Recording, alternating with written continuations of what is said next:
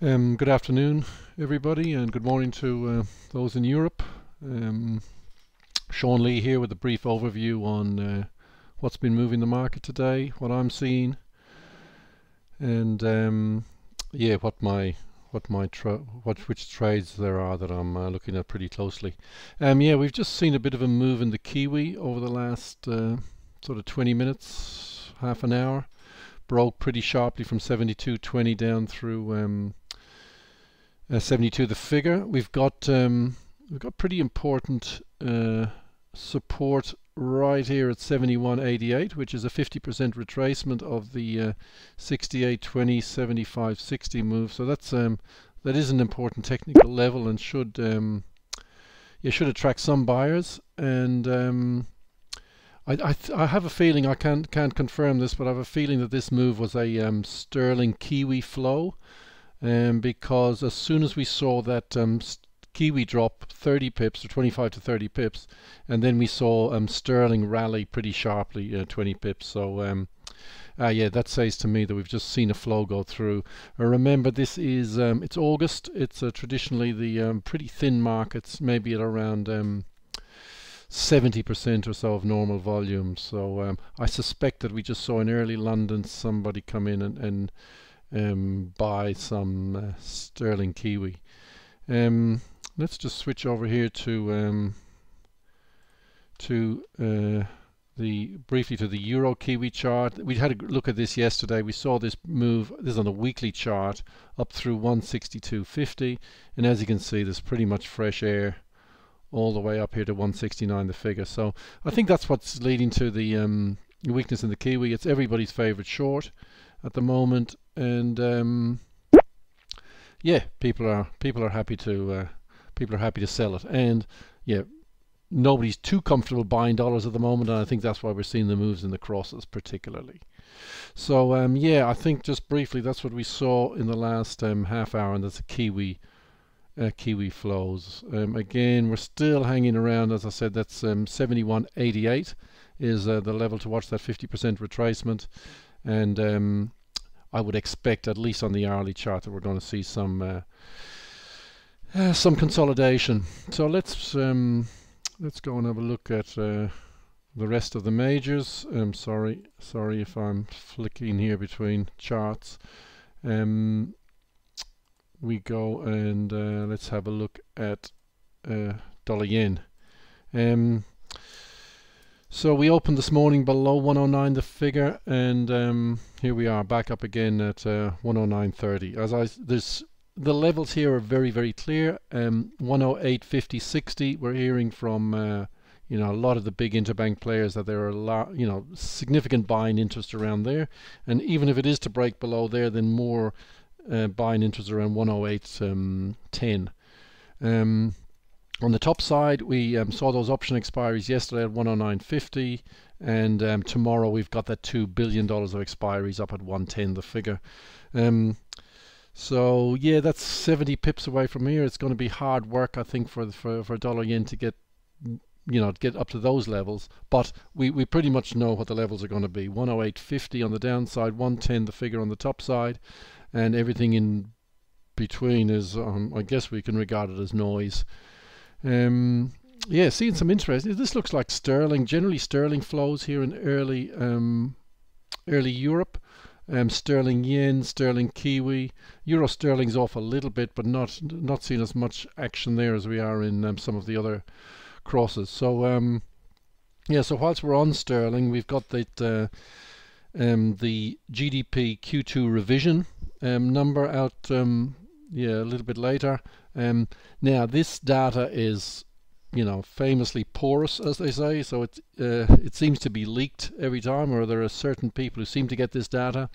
So I might be jumping to a conclusion here, but it's possible that this Q2 revision is like there's no change in it. So it was I think 0.3% Q on Q was the Q2 number. That was a little bit higher than was expected at the time, so there has been some speculation that we may make it a downward revision. But the fact that we're seeing the sterling bit perky in early London, yeah, look, I might be reading too much into this, but I suggest that yeah, we might be getting a decent number in the UK GDP. Call me a cynic if you like, but yeah, that's experience speaking there. So whilst on sterling, yeah, we took out the so 92.25.30 resistance level, that spike high that had been on the back on the. Well, let's look at the weekly chart. Yeah, so that spike high was taken out, but the fact that it didn't really go on with the move, it just probably took out some very weak stops just above it, got up to, you know, really only a 10 pip break, which certainly is not convincing, and has pulled back down below. So it suggests to me that this rally is running out of a little bit of steam. As we know, the foreign exchange market loves to range trade, and yeah, so we had lows at 83, up here to 92. I certainly would not be getting bullish at these levels. Overall, you know, it seems like it's going higher, but you know, you just got to pick your levels. So yeah, I'm comfortable to be long sterling. As you know, I like the cable down at these levels, so I think this is telling me, this euro sterling, plus the you know, the action we're seeing in early Europe with sterling yen, sterling kiwi. Yeah, look at it. There's small, minor hints, but still suggesting to me that there may be some value in trying to pick a bottom here in the cable. And yeah, well, as we know, the famous saying goes, "He who picks bottoms gets dirty fingers," and I may well get burned fingers trying to pick the bottom in cable. But I think it's, you know, it's a good value trade for me here. So my level again on this. So let's just finish on the euro sterling. The fact that it hasn't really accelerated once this big level broke suggests to me that momentum is starting to run out. So then we just look at the hourly chart and see if there's any sign of a topping pattern. Well, it looks a little bit toppy. Just the break here below 92.22 suggests that you know, we may be seeing maybe just a little bit toppy at the moment. So yeah, I'm comfortable to be long sterling at these levels. Now where do we go? Maybe back down to, you know, 91.60. I don't see this pair collapse anytime soon, but yeah, I'm expecting a little bit of a retracement down towards these levels. So that's euro sterling, all part of the jigsaw. We look at cable again on the daily chart. Yeah, so we're back down again. We've looked at this level a lot over the last few days, 127.70, and you know, we nearly touched it. It got to 73 or something just a little while ago, and it's bounced a bit. So yeah, it's not going to suddenly explode higher. Don't get me wrong. I'd expect it to trade. I think this will base at 127.70, and it'll probably, you know, range between 70 and 20 for, you know, the rest of the, you know, session or whatever. But if I'm right, we'll form a base here and head back up, you know, these sort of levels here, 129, back up towards 130 the figure. So that's what I'm betting on at the moment. So that's the trade I like best still, is this cable reversal. The market, you know, the data can be a bit misleading at times, but most of the data seems to be telling us that the market is well short of sterling. So yeah, as a contrarian, I'm quite happy to try and pick a bottom here. Okay, so that's sterling. Remember, we've got the we got UK GDP later today, and then we've got the Jackson Hole conference tomorrow, which is a bit of a, you know, conflab and lots of chat. Some of the important times, these are a New York time on Friday. Yellen is talking at 10 a.m. and Draghi is talking at 3 p.m. Draghi's not expected to say very much, and Yellen is to talk on financial stability. So yeah, it doesn't sound like we're going to see much said which will move the market, but yeah, look, you never know. But the overall trend, I mean, the dollar still feels to me quite bearish, like dollar yen. I mean, I know it's ranging a bit, but it's certainly not rallying hard. Euro, as we saw yesterday, is it's it the impulsive moves still seem to be higher, so I still think the risk is to the top side in euro. And then we look down to gold. Okay, the range we looked at yesterday, sort of 1281, 1291, is still intact. We opened up towards the upper end of that range today, and we're back towards mid-range now. So look at it's going to be noisy, as they say, and I still prefer to buy any silly dips. That's my view there. Yeah. So whilst on gold, there's a little bit of an interesting development overnight where there were a few different reports on this, that the Bundesbank had finally and successfully repatriated all 675 tons of their official sector gold, and which had been stored in New York and Paris. So there have been a lot of conspiracy theories over the last probably 10 years that, or maybe a little bit less than that, but last period of time when since the Bundesbank told us that they were going to repatriate this gold, and there were a lot of conspiracy theories that it had already been sold and the money been spent on whatever, but was not the case. Just more conspiracy theories. The gold is now safely back in Frankfurt. So just an interesting little aside. So let's have a look around the markets. Yesterday we saw some interesting moves in both US Treasuries and bonds, which rallied. So yields down, prices up, which is a typical risk-off type move, and it hasn't really gone on with it today, but a lot of this has to do with Trump's statements on shutting down the government funding if he doesn't get all the money he needs to build his wall. So I think we just need to keep an eye on those markets. They're not really affecting us so much. Dollar yen. So dollar yen, I would there were well reported stops, trailing stops yesterday below 109.10, and I suspect that once the treasuries rally, they sort of help to trigger off those stops in dollar yen. But otherwise, we just need to keep an eye on both those markets. Oil, oil rose slightly, was not a huge amount, but I think that was as there were reports of the crude and petrol stockpiles were down, so that was the reason for the oil price popping up. And an interesting one of the commodities, we saw zinc at 10-year high. Now that's not a market I follow very often, but anything that goes to a 10-year high is significant. So it certainly shows that some of these commodity movements have maybe a bit more strength in them. Which nice little segue leads me in straight away to the Aussie dollar, and let's look at the shorter term charts. Let's look at a 2-hour chart here. So we heard today there was pretty good corporate bids here around 78.80, which was the first time they were there. Of course, the market. You didn't hear it from me, but obviously whoever's got the orders buys ahead of it and makes their quick 30 pips and gets out as usual. Second time round the orders got filled, so this was on the Kiwi sell-off, and then the Aussie gets sold off in sympathy. So there were quite good corporate bids around 78.80, and there are more down here at bear with me, around 78.35 is the next level of corporate bids.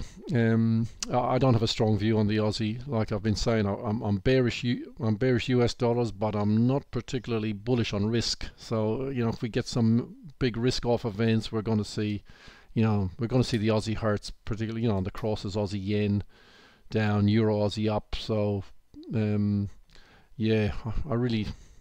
don't know what to do on the Aussie. If you can, buy a 50-point dip and make 30 pips, or sell a 50-pip rally and make 30 pips, I think that's probably the way to go about it. And then I think if you trade something like that and you get a good feel for it, eventually then you get a sense of what the broader direction is going to be. But I'd just be guessing at the moment as where it's going to go. Yeah, but it's supported through the commodity market and asset managers also. Now I talked yesterday about in the last couple of days about the euro asset managers in the euro, and I believe they're also quite active in the Aussie, but they'll be patient. These guys don't chase the market, so they'll be sitting, 100 pips lower or wherever their levels are they want to buy. So yeah, that's just something else to watch out for. So yeah, I wish I could give you more pointers on the Aussie, but yeah, I can't. Here we have some support here at 78.70, and that seems to have held. So look at, if you're bullish, it might be worth if you're looking for levels to buy, I guess this could be one. But yeah, like everybody else, I'll be keeping my stops fairly tight. Let's have a look at Aussie Kiwi. This has yeah, it's just, I mean, it's very frustrating pair to trade, this one. It moves quickly and then it just stops and just goes sideways forever. So this thing could be in a 30-40 point range for days, and then it'll go for 200 pips one way or the other in a hurry. So it's very tricky pair to trade. I tend to leave it alone. That's the Aussie Kiwi. So euro dollar is next. Yeah, so yesterday was quite an interesting day in euro dollar. We were trading down, I'm sure you remember yesterday morning, we were trading down around these levels. There was some French PMIs, I think, were out, and they were moderately weak. And with Draghi about to speak, the market sentiment was tending towards slightly bearish. And then I think it was some German data came out, and it popped up 20 pips, and then it popped up again. And it smells of a market that doesn't really want to go down. Now I know we've been sideways since this rally sort of ran out of momentum, sort of 119, and we've been sideways in the 250 point range. But it smells to me like a typical consolidation phase. Let's look at a slightly longer. Let's look at a daily chart. Yeah, I think we've had a little consolidation. We may go sideways here for a while, but I can't see any reason to suddenly turn against this pair. Like we said, the big money seems to be buying the dips, and the dollar doesn't have a lot of friends at the moment.